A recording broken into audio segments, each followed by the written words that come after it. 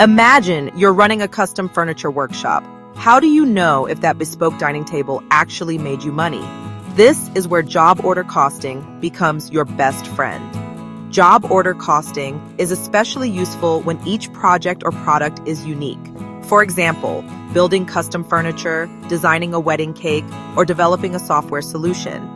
In contrast, process costing is used for mass-produced items like cans of soda or paper towels, where each unit is identical. Job order costing is an accounting method used when you're creating unique custom products. Think wedding cakes, custom software, or yes, handcrafted furniture. Unlike mass production, each job is different, so we need to track costs individually. Let's break this down. First, we have direct costs. These are expenses you can trace directly to your specific job. Direct materials are straightforward, the oak wood screws and varnish for our dining table.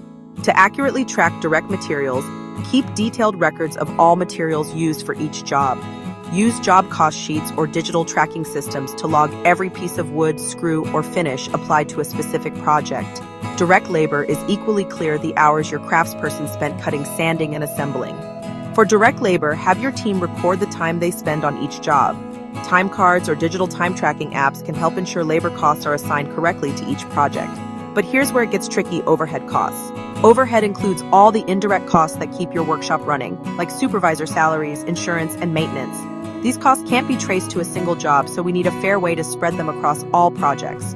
Your workshop rent, electricity, equipment, depreciation, these support all your jobs but can't be directly traced to one specific table.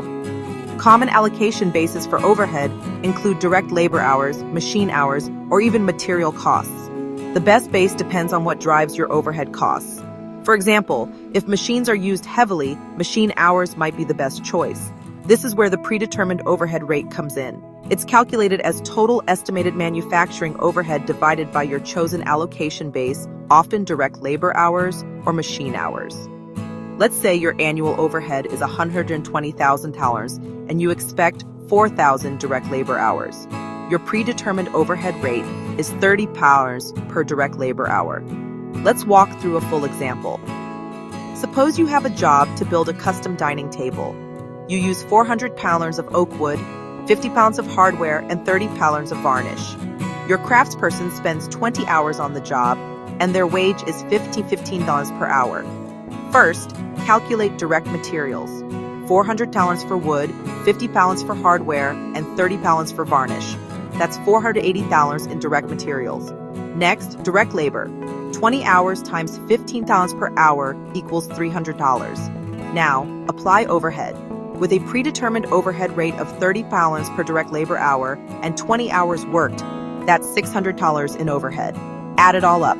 480 pounds for materials, $300 for labor, and $600 for overhead. The total job cost is $1,380. So if our dining table took 20 hours to make, we'd allocate $600 in overhead costs to that specific job. Add your direct materials and labor, and you've got your total job cost and can finally answer whether that table was profitable.